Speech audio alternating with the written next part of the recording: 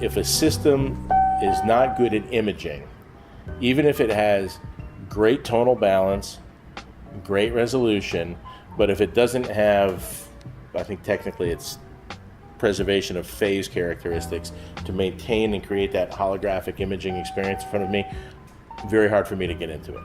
And you hear all the sounds, it's all there, but it's kind of just together homogenized as a single thing.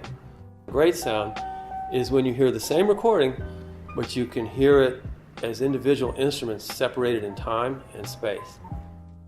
There's an initial pulse, and then there's a decay. Maintaining that real structure and not causing any phase distortion, getting the timing out of whack is a huge part of placing it in space in that holographic experience, because when the timing is off, that has a tendency to collapse. Yeah, if you get the right demo, the musicians are right in front of you.